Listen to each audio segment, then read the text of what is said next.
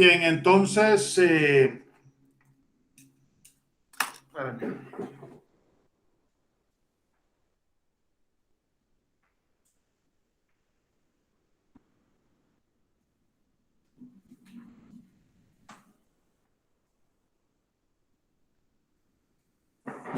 la sesión de ahora estaba pensada en función de la discusión sobre la escuela francesa marxista, la escuela marxista francesa, con base en el trabajo de Joseph Llovera. Bueno, lo primero que Llovera apunta es el problema de los obstáculos del desarrollo del marxismo en Francia. Él establece pues que hay una serie de obstáculos para el desarrollo del marxismo, porque realmente el marxismo en Francia llega tardíamente, yo diría en general en la antropología. El marxismo entra tardíamente a la antropología y eso tiene que ver con el hecho de que en realidad la antropología se desarrolla no solo a espaldas del marxismo, sino más bien en contra del marxismo, ¿verdad? En contra del marxismo. En particular, Durkheim y la escuela durkheimiana fueron los que obstaculizaban el desarrollo del marxismo, precisamente porque para Durkheim el elemento central en la transformación de la sociedad no era el aspecto económico, no eran las relaciones sociales de producción y las fuerzas productivas, sino más bien la división social del trabajo. En ese sentido, bueno, la escuela social británica desarrolla más bien la idea de que es la estructura social la clave para entender el funcionamiento de la sociedad, no únicamente la estructura económica, sino la estructura social, ¿verdad? Y de hecho, Durkheim le responde a Marx y le dice, no es la división económica del trabajo únicamente, sino la división social. Dentro de ella está, por supuesto, la división económica. La antropología social británica pone el acento en la estructura social. Malinowski pues desarrolla este concepto amplio de cultura que impacta en la antropología cultural estadounidense. Y en el caso de Francia, bueno, el propio Durkheim y los durkheimianos son los que desarrollan el quehacer de la antropología y la ciencia social en general. Marcel Mauss, sobrino y discípulo de Durkheim, que es quien dice pues que en realidad todo hecho hay que concebirlo como hecho social total. Entonces, los durkheimianos, que son los que tenían el poder en realidad en la academia francesa, obstaculizan el desarrollo del marxismo en Francia. Hay que decirlo, y esto es importante, cuando realmente hacemos historia de la ciencia, cuando pensamos, digamos, en el desarrollo del quehacer científico, las relaciones de poder son importantes. También dentro de la academia hay relaciones de poder que están impactando en la construcción del conocimiento científico. El conocimiento científico no se crea en el aire, ni el filosófico, ni el literario, sino que se crean en función también de determinadas estructuras de poder. Entonces, en ese sentido, Durkheim, pues, que establece un rechazo directo al marxismo por su énfasis en la idea de la determinación en última instancia de lo económico. Para Durkheim es la división social del trabajo la que realmente está condicionando el funcionamiento de la sociedad y esto, bueno, en otras palabras, la estructura social, ¿verdad? La estructura social concebida como el conjunto de relaciones sociales que involucran, por supuesto, lo ecológico y lo económico, pero también las relaciones de solidaridad y ayuda mutua, relaciones de poder, y es un concepto pues más amplio y por tanto es un concepto más amplio que las relaciones sociales de producción, ¿verdad? Entonces, y realmente los durkheimianos sí desarrollan una actividad a favor de obstaculizar el desarrollo del marxismo en la Academia Francesa. Por otra parte, existía una ausencia de una sólida formación en economía política y estudios hegelianos en Francia. Ustedes saben, bueno, ya lo hemos dicho, el marxismo tiene como base pues la dialéctica hegeliana, el pensamiento hegeliano. No había un entrenamiento en el pensamiento hegeliano en Francia. Estamos hablando obviamente a principios del siglo XX. No había un entrenamiento en los estudios sobre Hegel y tampoco en economía política, que es un elemento clave para entender el marxismo, ¿verdad? La teoría marxista. Y luego la tradición de un marxismo vulgar, eso también impactó en Francia.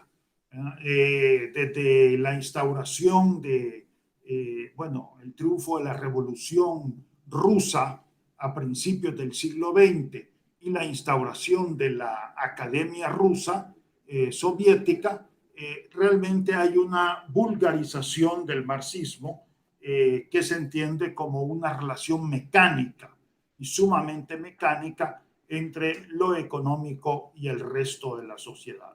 Entonces, eso también, digamos, pone en alerta a la Academia Francesa que rechaza realmente esta visión, digamos, tan mecanicista.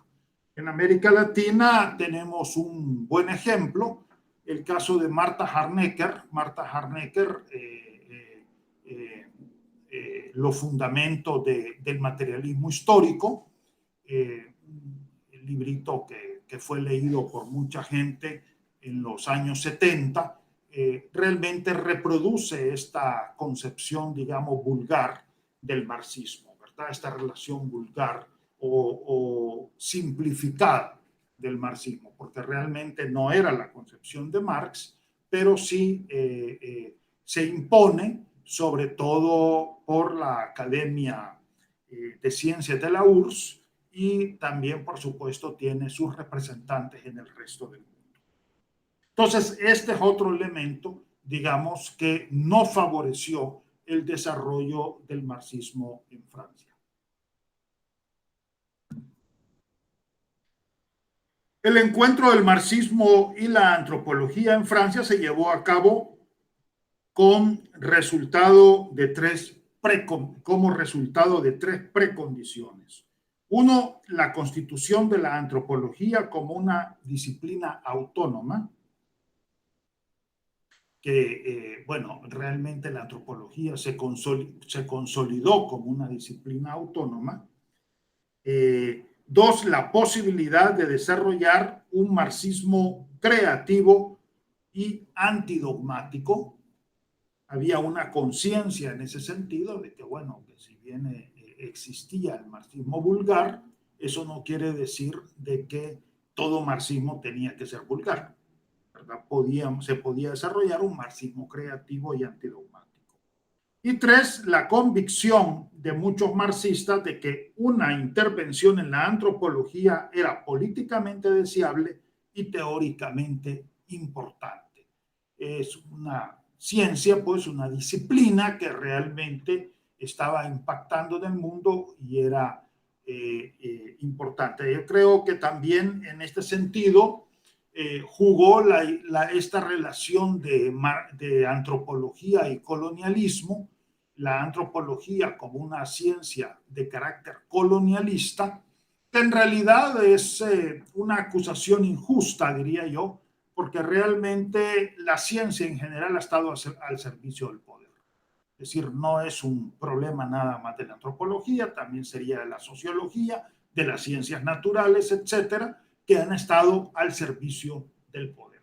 Y la antropología no fue la excepción. La antropología no fue la excepción. Bueno, como reacción contra la sociología generalizante de Durkheim, ustedes saben que Durkheim se ubica en la sociología y en la antropología, prácticamente en las ciencias sociales como tal, igual que Marx, pues son científicos sociales fundadores de las ciencias sociales. Varios investigadores adoptaron una actitud duramente antiteórica, entre otros Malinowski, ¿verdad? Y hay otros más.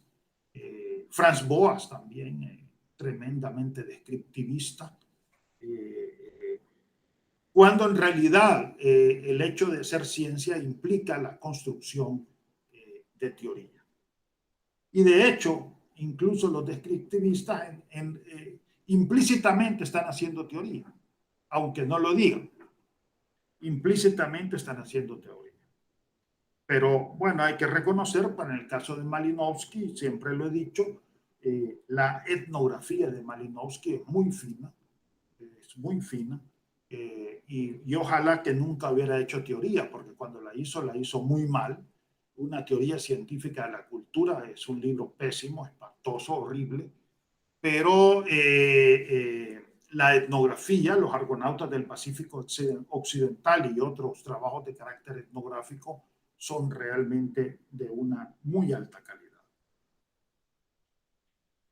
La antropología francesa de la posguerra, estamos hablando de 1945 a 1960, podemos detectar dos tendencias teóricas: el estructuralismo de Lévi-Strauss y el funcionalismo dinámico de Balandier. El estructuralismo de Lévi-Strauss, como ustedes saben, está basado en la lingüística estructural. Desarrolla, pues, y yo diría no solo en la lingüística estructural, también en sus estudios de parentesco.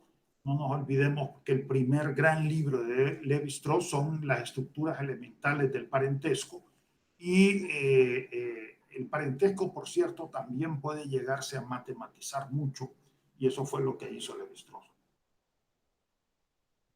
Tendríamos pues la antropología estructural y yo diría también la teoría estructural del parentesco. Lefebvre y Goldman equipararon el estructuralismo a la ideología del capitalismo tecnocrático por su cariz histórico y formalista. Entonces, a mí me parece una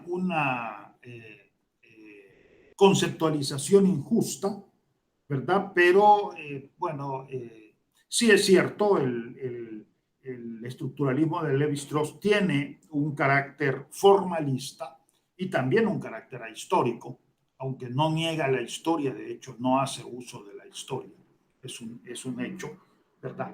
Y su interpretación, por ejemplo, de los mitos y de otros fenómenos es sumamente formalista. Que esto podamos relacionarlo directamente con la ideología del capitalismo, me parece un abuso de interpretación, pero sí efectivamente se desarrolla en el marco, pues, de la sociedad capitalista. El problema es que cuando Lefebvre y Balandier y Goldman dicen esto, prácticamente están descalificando al estructuralismo. Ya vamos a ver cómo Maurice Godelier, por ejemplo, sí retoma los aportes del estructuralismo y le parecen muy importantes, y de hecho ha sido muy importante para todo lo que es la antropología simbólica, bueno, y posterior a Lévi-Strauss, porque realmente podríamos hablar de la antropología antes de Lévi-Strauss y de la antropología después de Lévi-Strauss. Y en ese sentido, Lévi-Strauss pues sí marca un giro en la antropología, sobre todo en su énfasis por los estudios simbólicos.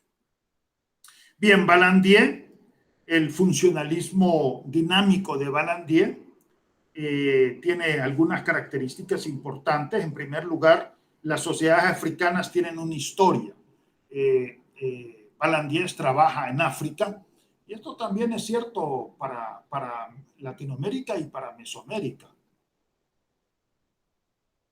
Ahora hay varios colegas que niegan o sencillamente hacen caso omiso, que es una forma de negar, de Mesoamérica, cuando es un periodo importante que impacta en la sociedad contemporánea. Sobre todo le niegan el impacto a la sociedad contemporánea. Como diría William Roseberry, parece ser de que la historia no llega en barquito, ¿verdad?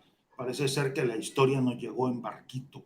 La historia de Mesoamérica o de las sociedades conocidas dentro del área, dentro de la región de Mesoamérica, tal parece que la historia comienza con el hombre blanco, ¿verdad? Antes del hombre blanco, ¿qué importaba? Si fueran vikingos, si fueran lo que fueran, era secundario, porque de todas maneras no impacta en la sociedad contemporánea.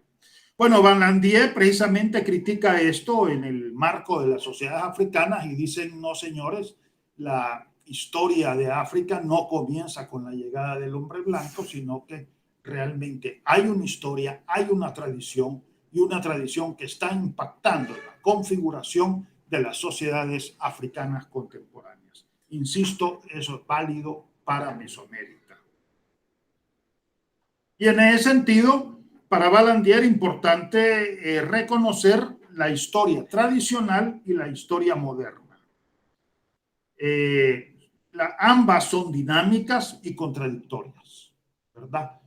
Ambas son dinámicas y contradictorias. Dos, los movimientos sociales actuales reflejan la estructura del pasado y las transformaciones provocadas por la situación colonial. O sea, insiste Vallandier en que no se puede borrar el pasado antes de la situación colonial. Entonces, para él, los movimientos en África tienen que ver con ambas cosas, con el pasado tribal, digamos, de muchas sociedades africanas. Y por otra parte, también la situación colonial, ¿verdad? La situación colonial.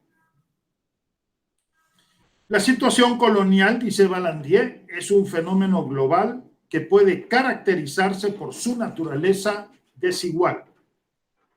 Se le niega la palabra al oprimido. Fíjense qué interesante esto. Por eso desde que el proyecto de Monseñor Romero de darle voz a los sin voz es muy importante, porque precisamente ahí está la situación colonial, en negarle la voz al oprimido. Y ahí hay una continuidad de la situación colonial hasta la sociedad contemporánea. Incluso me estoy refiriendo a El Salvador, México, Guatemala, Mesoamérica y diríamos Latinoamérica en general, ¿no?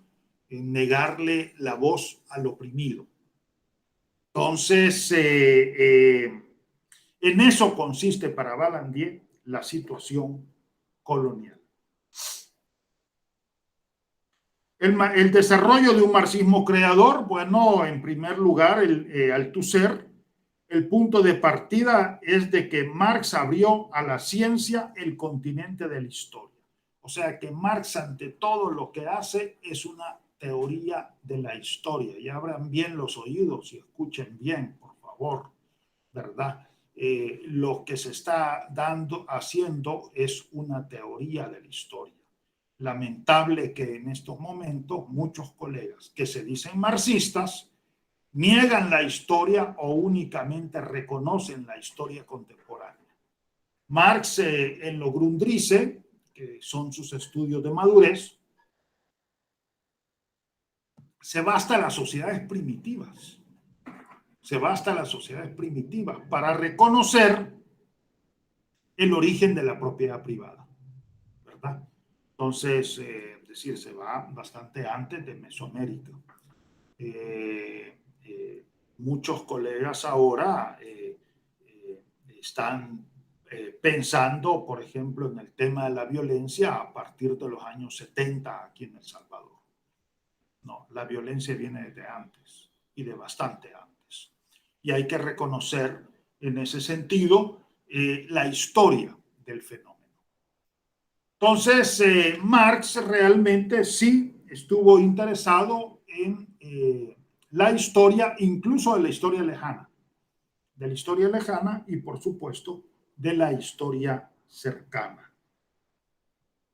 Como ciencia, dice Althusser, bueno, Llovera discutiendo a Althusser, como ciencia parte de una ruptura epistemológica. Esta ruptura epistemológica se da en la ideología alemana.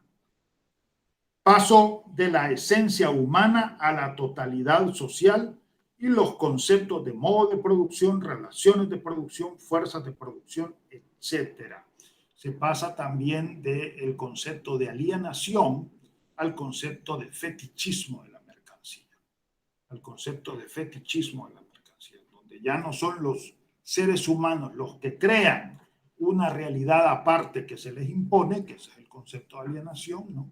Donde el ser humano crea una realidad aparte, digamos Dios, el cual se le impone y le prescribe y le prohíbe formas de actuar y de pensar, sino que más bien en el concepto de fetichismo de la mercancía, más bien es la realidad misma, la mercancía, la que invierte la realidad. La mercancía es la que invierte la realidad, ¿verdad?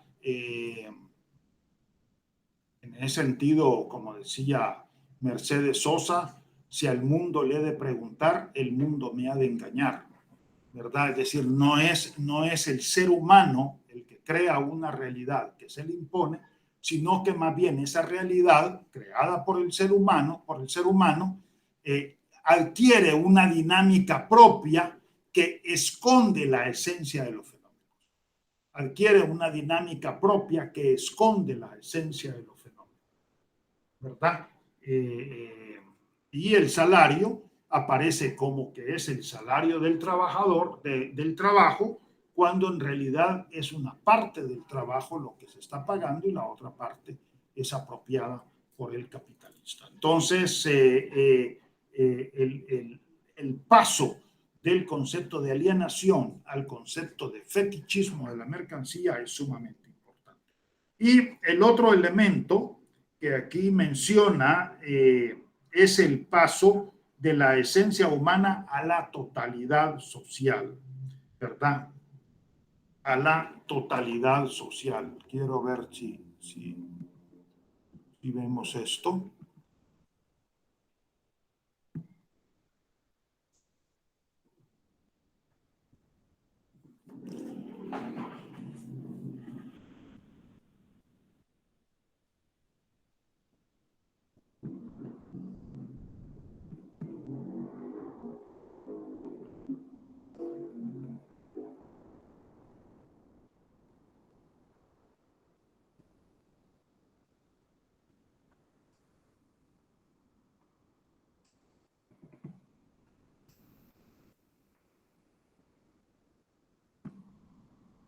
Bien, ahí lo están viendo en pantalla, ¿verdad?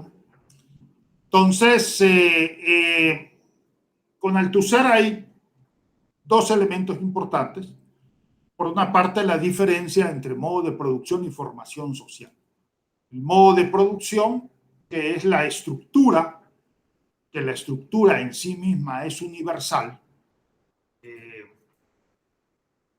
y la formación social que tiene que ver con el sistema. Y el sistema es particular y corresponde a una sociedad determinada. Ambos conceptos, estructura y sistema, en realidad se están refiriendo a una totalidad ordenada en partes, en donde la relación entre las partes es más importante que la parte en sí misma. Entonces, la estructura es una totalidad eh, ordenada o configurada en partes, ¿verdad? En donde la relación entre las partes es más importante que las partes en sí mismas. Y el sistema también se refiere a esto. La diferencia está de que la estructura es profunda y es universal, mientras que el sistema es particular y tiene que ver con sociedades concretas. Esto, la teoría marxista se relaciona con los conceptos de modo de producción y formación social. Ambos conceptos se refieren a totalidades sociales. Marx pensaba en totalidades sociales, no en el estudio de aspectos específicos aislados de la totalidad, como ahora se ha establecido. Y yo realmente eso sí me parece que es producto del capitalismo globalizador o neoliberal, pero en fin del capitalismo, que es la tendencia a la especialización. Ahora resulta que de repente el antropólogo económico es más economista que antropólogo, o que el antropólogo político es más politólogo que antropólogo. No, la visión de la antropología es la visión de totalidad social, que era la visión de Karl Marx. Y en ese sentido, esa totalidad incorporaba todos los aspectos de la realidad ecológica. Esto en el tiempo de Althusser en realidad no se tomaba muy en cuenta, ahora ha ganado bastante terreno el aspecto ecológico, la economía, la estructura social y la estructura simbólica. El aspecto ecológico en nuestro caso es sumamente importante, yo diría en general en América Latina, porque en realidad lo que hemos experimentado, por ejemplo, a partir del conflicto político-militar en El Salvador, es una revolución urbana. Una revolución urbana que ha dado el paso de sociedades agrarias y rurales a sociedades urbanas y basadas más en el capital financiero y comercial. Y creo que esto, y en realidad esto ha sido así también en México y en otros países de América Latina. La revolución urbana ha sido sumamente importante y por supuesto el cambio de hábitat implica un cambio en general en la vida social, un cambio de toda la vida social, ¿verdad? Bien. Entonces, Althusser propone un nuevo criterio de periodización. Bueno, de acuerdo con Althusser, Marx, perdón, propone un nuevo criterio de periodización, la sucesión de totalidades sociales, ¿verdad? Modos de producción o incluso podríamos hablar como Carpolangi de tipos de sociedad. A mí me gusta más el concepto de tipos de sociedad porque en realidad da una visión más holística, totalizadora del fenómeno. Entonces, la sucesión de totalidades sociales, esta sucesión no está regida por un tiempo histórico, sino teórico. La sucesión de modos de producción, como lo vimos en sesiones anteriores,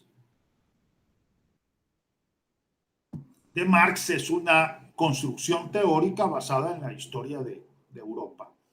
Pero por supuesto, en el caso de América Latina, pues hay otra sucesión. Según Althusser, los dos conceptos básicos del materialismo histórico, modo de producción y formación social, tienen que ver precisamente con estos conceptos de estructura y sistema, el primero teórico y abstracto, el segundo real y concreto. O sea, modo de producción y formación social, de acuerdo con Althusser, son dos conceptos claves del marxismo, que tienen que ver con los conceptos de estructura y sistema. No debe reducirse el modo de producción a su nivel económico, porque el modo de producción es una totalidad social, sostiene Althusser. Althusser define el modo de producción como una estructura constituida por niveles económico, político e ideológico. Yo le agrego aquí ecológico, que eso no lo contempló Althusser, sería ecológico, economía, estructura social, estructura simbólica. Bueno, Althusser utiliza el concepto de ideología. A mí me parece mejor el concepto de cultura política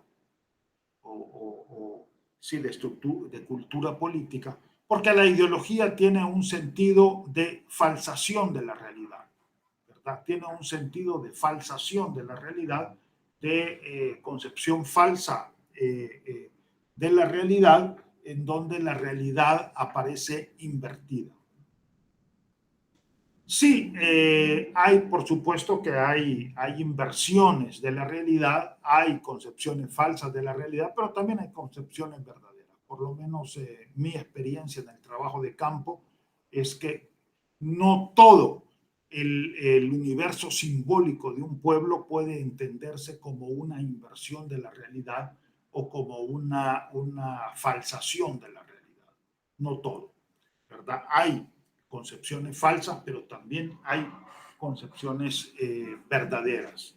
Y en ese sentido, hay inversiones de la realidad y hay elementos de la realidad que no están invertidos.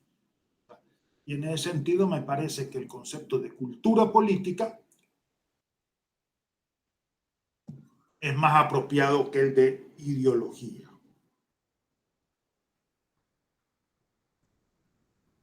Pero para Althusser siempre lo económico determina en última instancia. Este es un elemento que realmente al cual se oponía de manera muy directa Emil Durkheim, porque para Emil Durkheim es la totalidad social la que determina en última instancia y no un elemento específico como la economía. Yo estoy de acuerdo que en realidad lo que condiciona el funcionamiento del todo es la totalidad en sí misma. Y es la investigación empírica la que tiene que ir diciendo qué elemento es el que determina en un momento determinado, ¿verdad? En una situación específica. Por ejemplo, en mi investigación sobre Joya de Serén, el cantón Joya de Serén, en la zona central de El Salvador, bueno, allí yo diría sí, es el aspecto económico el que está condicionando y la constitución de los grupos domésticos. Pero si ya nos vamos, digamos, a el cantón Guarjila, en la comunidad Guarjila, en la zona central norte de El Salvador, que participó directamente del movimiento revolucionario de los años que se originó en los años 70, bueno, en ese caso yo diría la estructura política está condicionando muy fuertemente el funcionamiento de la totalidad social. Entonces, no siempre un elemento es el que condiciona. La investigación empírica es la que nos tiene que decir qué elemento condiciona y qué elemento no condiciona, ¿verdad? El objetivo último del materialismo histórico es explicar las formaciones sociales, las cuales son estructuras complejas que realizan una serie de modos de producción en una articulación de dominancia determinada. Althusser, pues, está hablando de este nivel de articulación de modos de producción. El modo de producción articula tres instancias, nos dice Althusser. La instancia económica, la política y la ideológica, en donde la económica es la determinante en última instancia. Cada instancia es relativamente autónoma. Y aquí, pues, como les estaba diciendo, habría una oposición entre ideología y cultura, yo realmente favorezco el concepto de cultura porque me permite entender que efectivamente hay elementos de falsación de la realidad, pero también hay elementos que no necesariamente tienen que ver con falsación de la realidad. Y por otra parte, pues la oposición entre niveles y síntesis, eh, Althusser favorecía esta concepción de la realidad dividida en niveles, en donde cada instancia de la realidad va ocupando un nivel. Clifford Geertz, por ejemplo, nos habla más bien de una visión sintética, la totalidad como una visión sintética. A mí me parece que sí, que nosotros partimos del concepto de totalidad y en ese sentido nos entramos a una visión sintética, pero dentro de la totalidad existen niveles. Y en ese sentido, como decía Paul Ricoeur, no hay que caer en una posición demasiado radical, sino que si bien la totalidad la entendemos como una, esta puede estar dividida en niveles en función de una concepción más analítica. Me parece que la división de niveles es importante porque nos permite ver la relativa autonomía de los fenómenos. Nos permite ver la relativa autonomía de los fenómenos.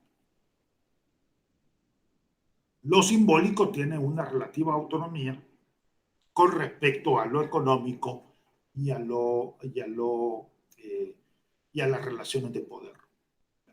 Y tan es así que necesitamos una metodología particular para poder interpretar los fenómenos simbólicos. Ese es el gran aporte, digamos, de Lévi-Strauss, que abrió toda una orientación teórico-metodológica para poder entender los fenómenos simbólicos.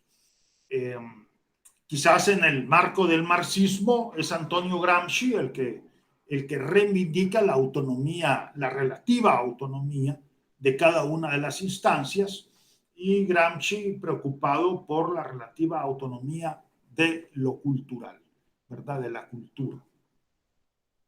Y me parece que es sumamente importante, porque si no, caemos en una visión en donde negamos la relativa autonomía de las diversas instancias. Bien, la intervención marxista en antropología.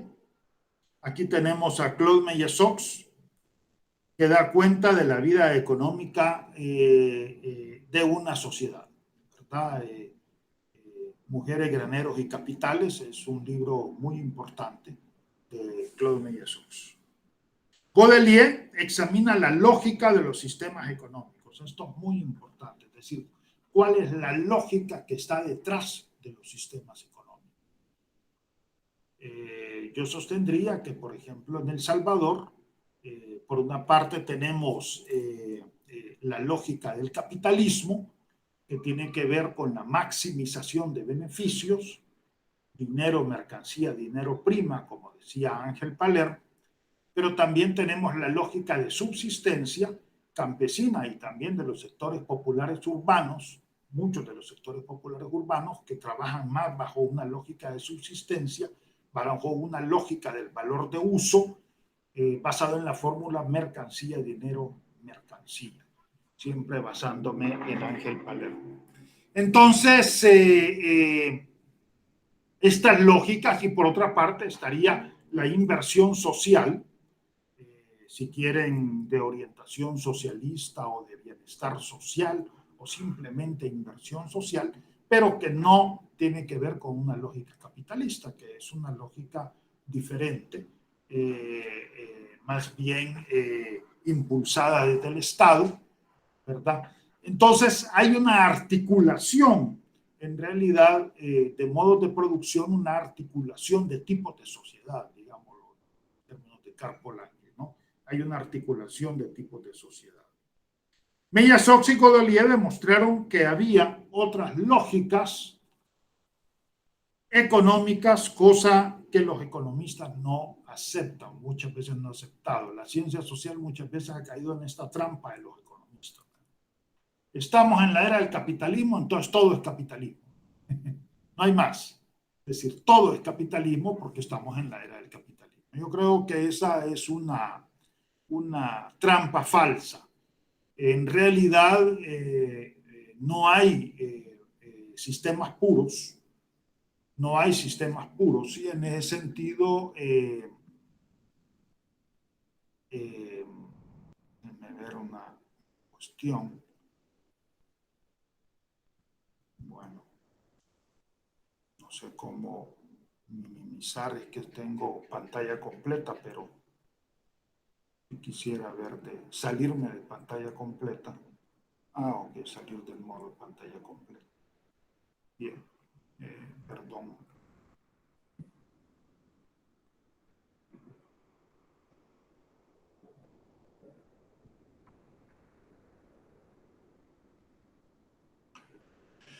Bien, entonces no hay tipos de sociedad puros ni modos de producción puros, si los ponemos en términos marxistas, sino que normalmente lo que tenemos es una articulación de modos de producción.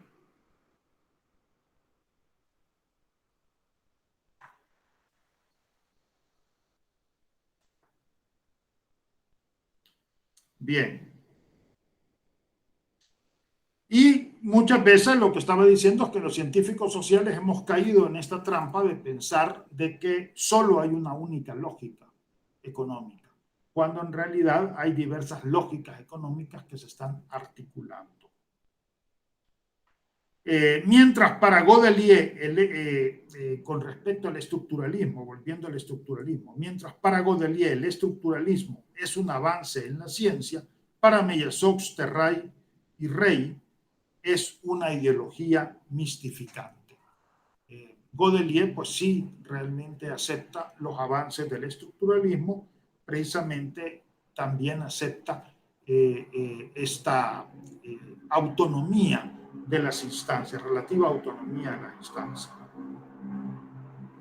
Bien, todos ellos se basan en esta relación de modo de producción, base superestructura jurídica política y superestructura ideológica, sobre todo Terray. Y Terray y Rey hablan de la formación social, articulación de modos de producción con uno dominante, pero para Rey considera la posibilidad de una dominancia compartida. O sea, Philip Rey pues nos dice de que no tiene que haber un único modo de producción dominante, sino que pueden haber varios modos de producción dominantes. Meillas-Ox no habla de modo de producción, sino de tipos económicos, al estilo más bien de Max Weber. Yo insisto, hablaría de tipos de sociedad al estilo de Karl Polanyi.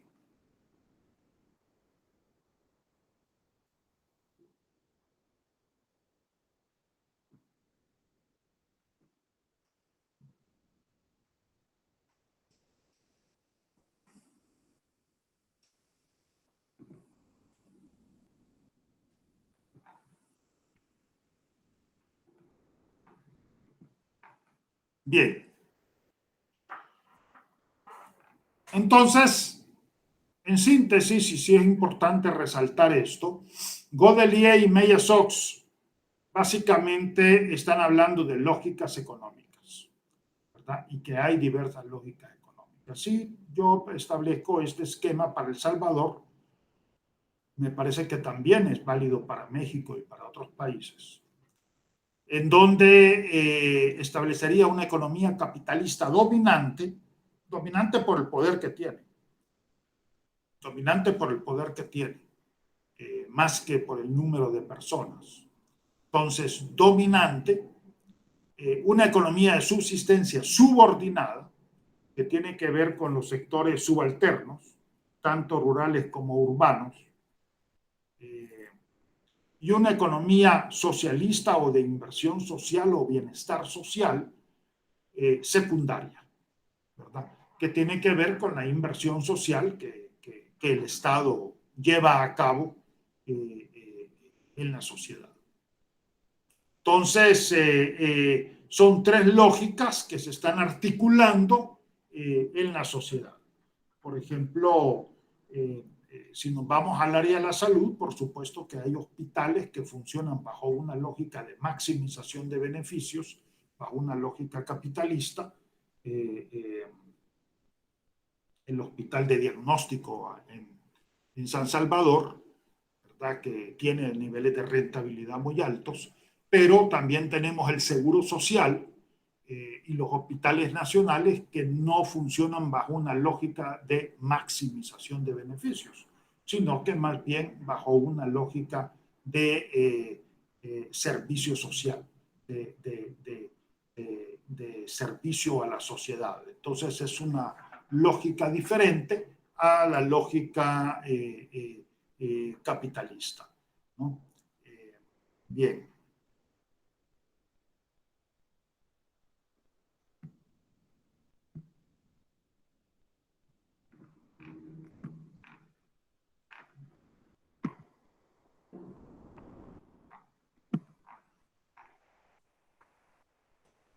Ok.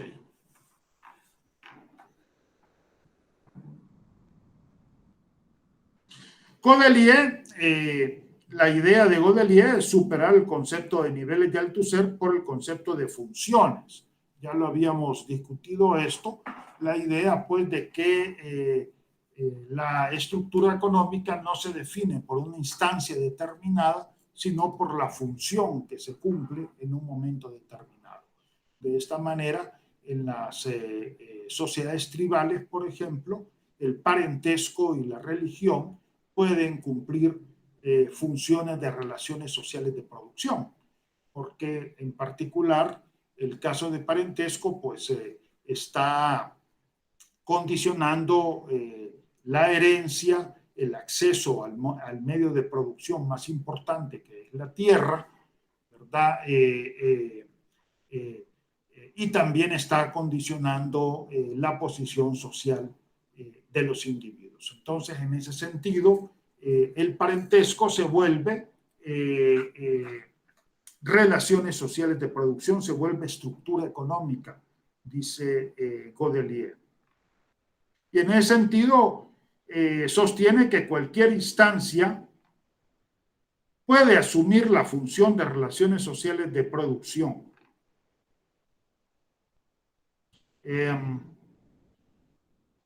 A mí me parece que el problema con esto es que borra la división en instancias, ¿verdad? Que me parece que efectivamente sí, que hay instancias que pueden asumir el papel de relaciones sociales de producción, por supuesto, pero tienen una dinámica propia que no es la dinámica propiamente económica. Por ejemplo, en el caso del parentesco, pues obviamente el parentesco tiene un conjunto de relaciones entre los parientes que van más allá de la función propiamente económica.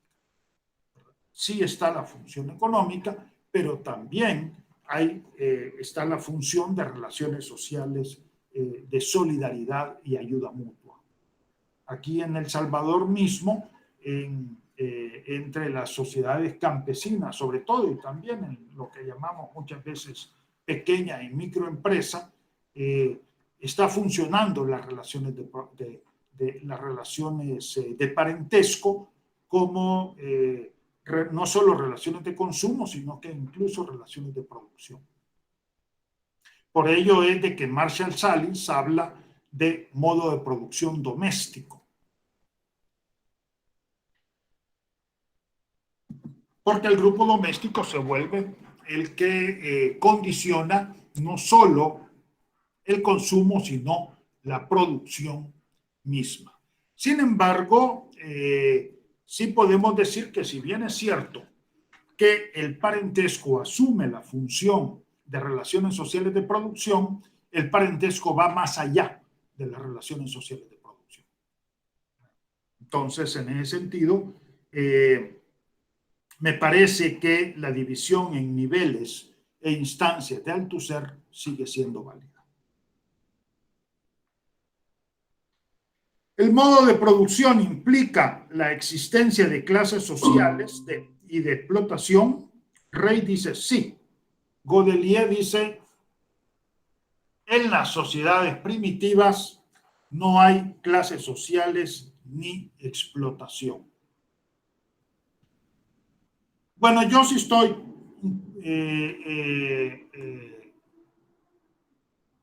favorecería la idea de que las clases sociales se constituyen en la sociedad capitalista. ¿Y por qué se constituyen en la sociedad capitalista? Porque las clases sociales son grupos que se definen a partir de su relación con los medios de producción. Son grupos que se definen a partir de su relación con los medios de producción.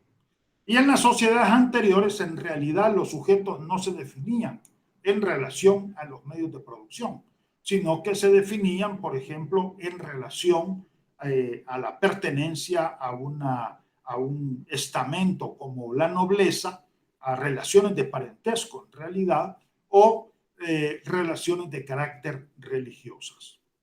Por ejemplo, en el feudalismo, el señor feudal poseía la tierra, pero la poseía por ser señor feudal, no como individuo, sino por ser señor feudal. Es decir, él era el representante de la sociedad, él era el representante de la sociedad en el feudo. Entonces, en ese sentido, el señor feudal poseía la tierra, pero como representante de la sociedad. En realidad, la tierra era del feudo, no era del señor feudal. En el capitalismo, es el individuo el que es propietario de los medios de producción, no como representante de la sociedad, sino como individuo.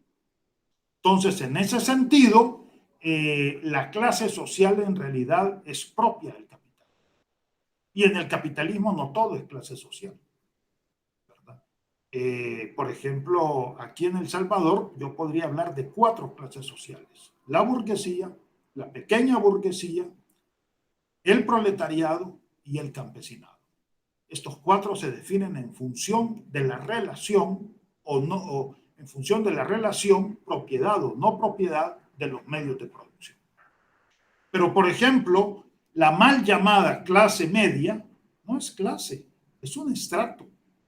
Es el estrato medio que define su posición en función de la acumulación de conocimiento, de la obtención de títulos, etcétera, que le permite acumular bienes, pero no son propietarios de medios de producción. Son propietarios de un conocimiento. Poseen un conocimiento en función del cual logran un nivel de ingreso superior incluso, por ejemplo, al de los proletarios. Pero no poseen medios de producción. Entonces, no son clase social. No son clase social. Clase social es cuando hay propiedad de los medios de producción, cuando la relación es directa con respecto a los medios de producción. Cuando no es directa, no es clase social. Y por supuesto, en la sociedad capitalista, bueno, existen grupos étnicos que tampoco son clase social, sino que se definen por un principio de descendencia, grupos religiosos, etcétera, ¿no? Todos estos pueden, en función, digamos, de un principio de descendencia o en función de pertenecer a un grupo religioso, pueden acumular bienes. Y de hecho acumulan bienes, pero no son clase social. No por acumular bienes son clase social. Son clase social si se definen en función de la relación con los medios de producción. Eso es un fenómeno propio del capitalismo y no se da en otro tipo de sociedad. En la bien. La antropología marxista francesa La antropología marxista puede considerarse como una rama del materialismo histórico que constituye una teoría general de las formaciones sociales. O sea, el objetivo es realmente interpretar formaciones sociales.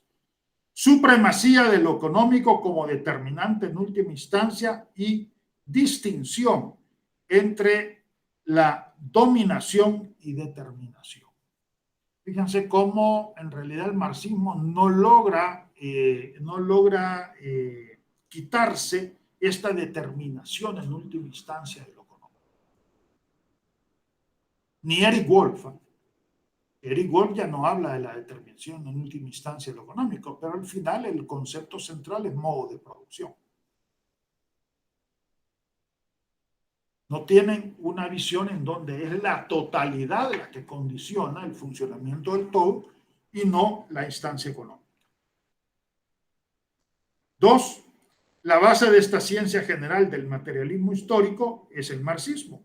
Por tanto, la idea del Marx maduro. Pero no rompen con la antropología. Es más, adoptan varios planteamientos de la ciencia antropológica como linaje, etcétera, porque la ciencia antropológica, el marxismo no logra explicar todo. Incluso en el caso, digamos, de las sociedades campesinas y de la lógica de subsistencia, tampoco logra el marxismo explicar completamente el fenómeno. Eso no quiere decir que debamos de desechar el marxismo. Yo creo que el marxismo es una teoría muy importante, pero efectivamente necesita ser complementada con otros planteamientos teóricos. A nivel político, consideran que pueden liberar a la antropología de su contenido ideológico y ponerla al servicio de las luchas sociales. Yo diría que eso podría ser para todas las ciencias sociales. Preservación de una teoría de los modos de producción a través de los conceptos de dominación y determinación. Y la distinción que está en todos los marxistas franceses entre capitalismo, precapitalismo, capitalismo campesinado, lógica del valor y lógica del valor de uso.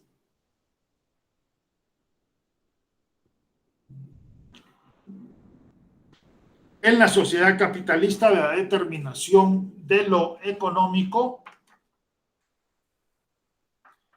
es más directa que en las sociedades no capitalistas. En las sociedades no capitalistas determinan otras esferas como la política, el parentesco o la religión. En realidad, lo que se supone de que en la sociedad no capitalista, la división en instancias también es más difícil de establecer. La división de instancias es más clara en las sociedades capitalistas. Los antropólogos marxistas franceses continúan con el paradigma evolucionista, con la determinación de lo económico en última instancia, olvidando la historia y la dinámica socioculturales particulares de las sociedades estudiadas. En realidad, en Marx no hay una teoría general de las sociedades precapitalistas, por tanto, los antropólogos tienen que echar mano de otros planteamientos teóricos. Esto lo sostiene Joseph Joubert.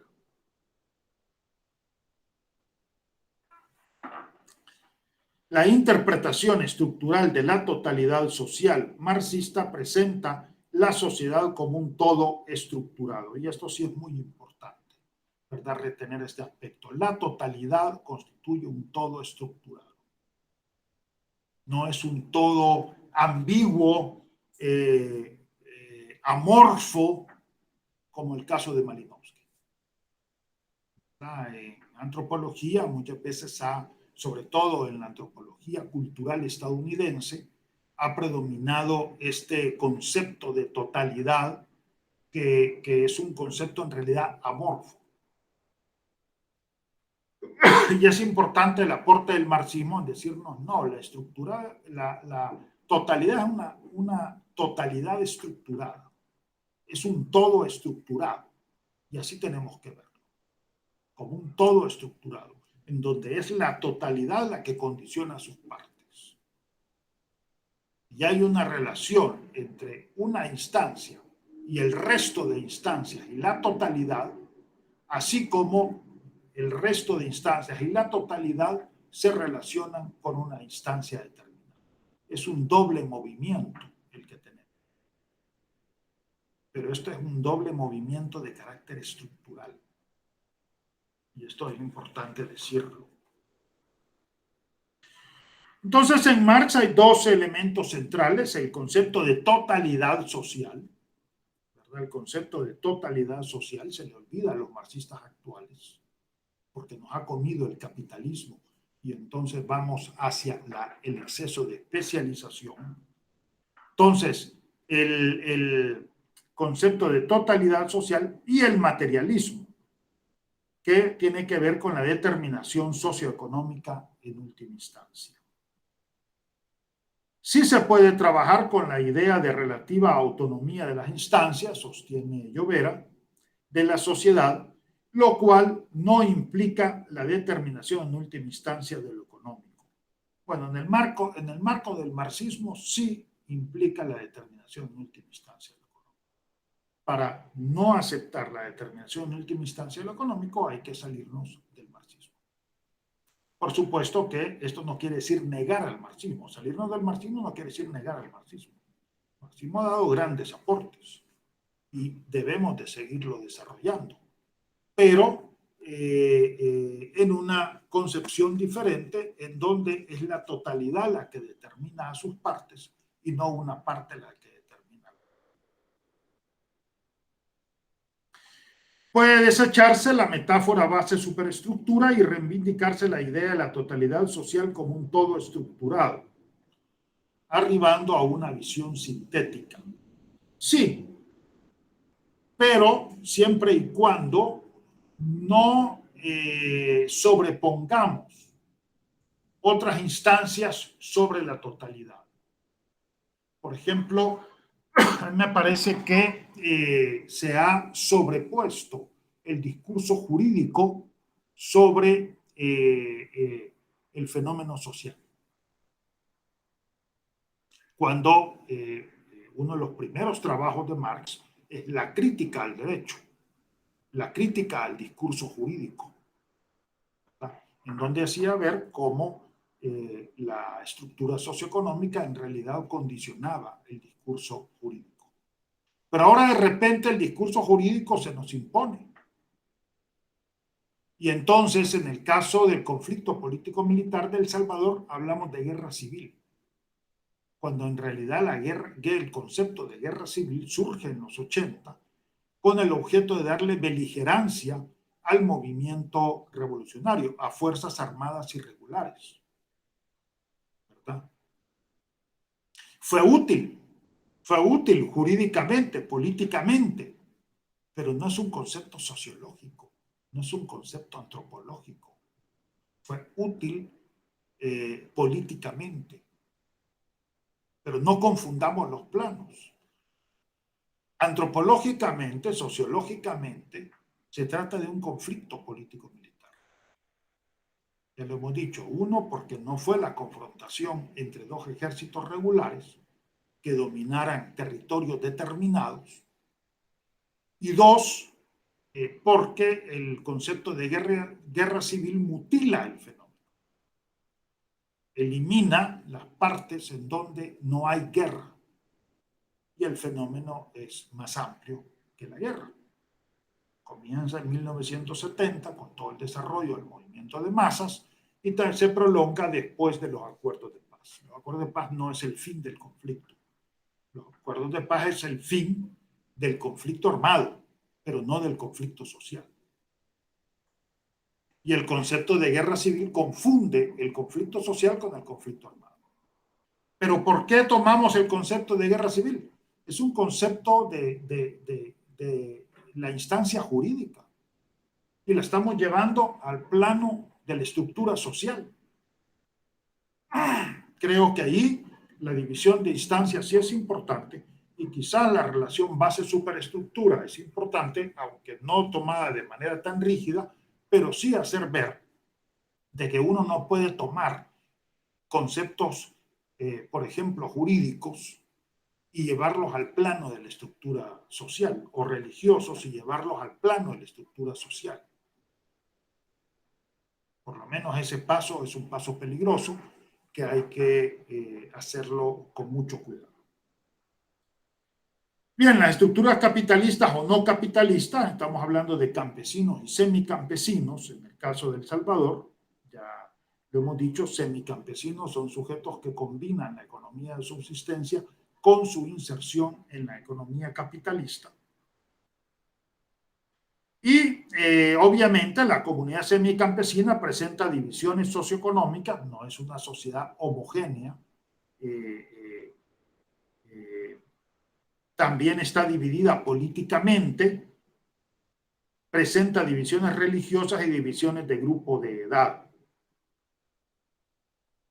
Se introduce el principio de contradicción al interior del sistema, y esto nos lo da Maurice Godelier, ¿verdad? Viene del marxismo, pues, pero Maurice Godelier enfatiza mucho en este aspecto.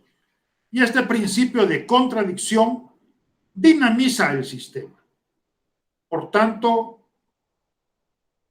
la estructura adquiere una dimensión histórica, ¿verdad? Tanto la estructura tiene una dimensión histórica más lenta, pero sí tiene una dimensión histórica, igual que el sistema. Y en este sentido estaríamos hablando de estructuras inconscientes, preconscientes y conscientes, ¿verdad?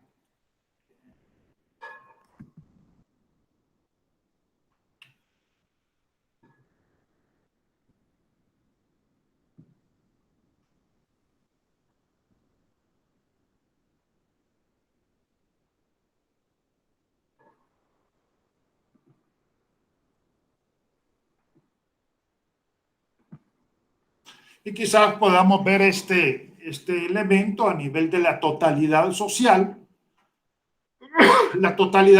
que está constituida por la historia, importante no olvidar la historia, ¿verdad? Las cosas no aparecen de inmediato, de momento, sino que tienen un pasado. La estructura o sistema de relaciones sociales y la estructura o sistema de valores sociales. Dentro de la historia de largo plazo, de carácter estructural, la coyuntura y el acontecimiento específico en el cual se lleva a cabo el fenómeno que estemos estudiando.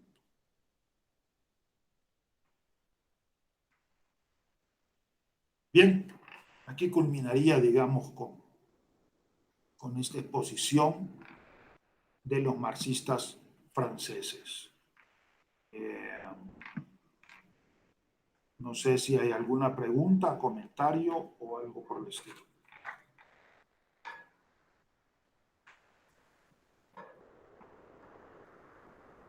Todo claro. Todo claro. Bueno, entonces, bueno, la próxima clase sería el jueves. Sería más una clase como de asesoría. Si hay dudas, acuérdense de que ahorita terminamos esta unidad y al terminar la unidad también ustedes van a presentar un resumen crítico de la unidad. Espérenme. Voy quizás a